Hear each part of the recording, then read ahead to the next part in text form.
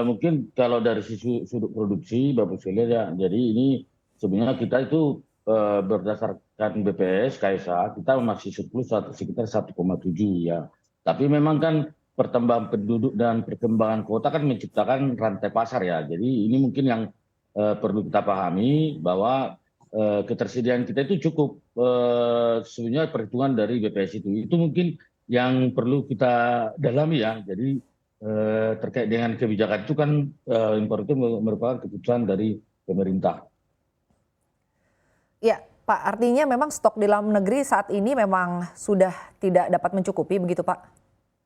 Kalau stok kan sebenarnya kalau kita baca undang-undang pangan, jadi stok itu kan tidak hanya pemerintah ya. Jadi di undang-undang pangan itu kan ada stok pemerintah, ada stok masyarakat. Jadi kalau kita hitung ya secara prediksi, stok kita itu sebenarnya bisa mencapai 6 juta sampai 7 juta. Jadi kalau dikatakan artinya tidak memenuhi, sebenarnya kita itu tahan dengan stok yang ada di masyarakat dengan pemerintah itu tahan sampai 2,5 bulan.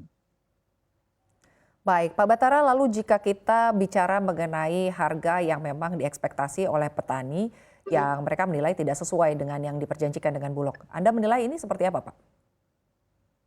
Kalau terkait harga ini kan memang ini kan apa namanya istilah faktornya sangat banyak ya seperti yang disampaikan oleh Pak Rama Pambudi tadi. Harga ini kan tidak serta-merta bisa dihitung secara teknis ya. Ada psikologi yang berkembang. Salah satunya kan sebenarnya efek dari BBM saat ini kan kita tidak pernah melakukan penyesuaian seperti apa sih yang dirasakan oleh petani ya. Jadi efek BBM ini memicu biaya produksi di petani ya. Dan ini sebenarnya harus dihitung seperti apa sebenarnya idealnya dengan kemampuan petani kita yang kecil-kecil sehingga dia kelayakan untuk berproduksi itu secara berkelanjutan itu terjamin. Nah, itu yang mungkin harus kita perhatikan ke depan. Pak Batara, ini kan Presiden meminta agar perhitungan stok beras ini memang tidak keliru ya Pak, karena tentunya akan berpotensi untuk menaikkan harga beras. Nah, Presiden juga meminta agar antar kementerian lembaga ini tidak ada ego sektoral begitu Pak Batara. Lalu sebetulnya bagaimana koordinasi antara Kementan, Kemendak, lalu juga Bulog dan juga Badan Pangan Nasional untuk bisa menyatukan data dari stok beras nasional ini Pak Batara? Ya, makasih. Jadi pertama yang mungkin yang harus kita pahami ya, stok beras ini kan harus kita pahami ada simpul-simpul yang sangat panjang ya. Satu di petani, kedua di pedagang pengumpul, ketiga itu di penggilingan, keempat itu di pedagang besar ya. Kelima itu adalah di pasar retail atau pasar tradisional. Dan terakhir itu adalah di horeca dan di konsumen. Dan ini memang data detail di masing-masing simpul itu harusnya jelas ya.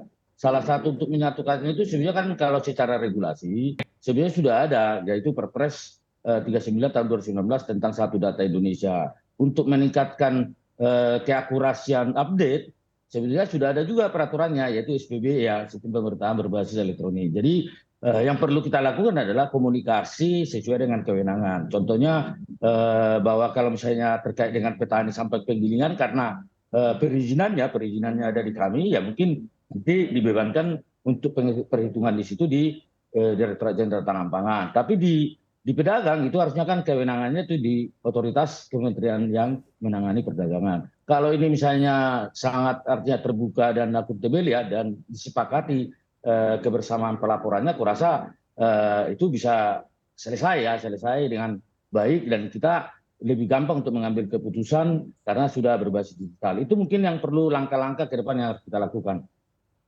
Baik, Pak Batara, lalu kan Mentan juga menyatakan bahwa keputusan impor beras ini lebih disebabkan karena tingginya harga beras ya Pak yang harus dibeli oleh Bulog Pak.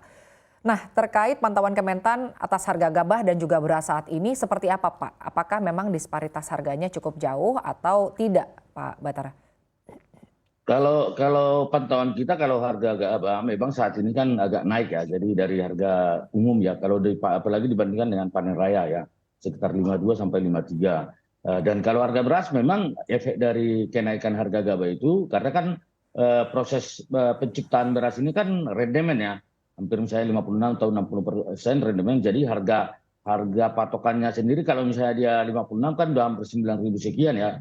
Di luar artinya akibat daripada kenaikan harga gabah. Di luar itu kan ada operasional daripada penggilingan juga yang dihitung sehingga memang kita perlu melakukan perhitungan kembali lah artinya dengan kondisi saat ini karena harga acuan kita yang lama kan itu diterbitkan 2017.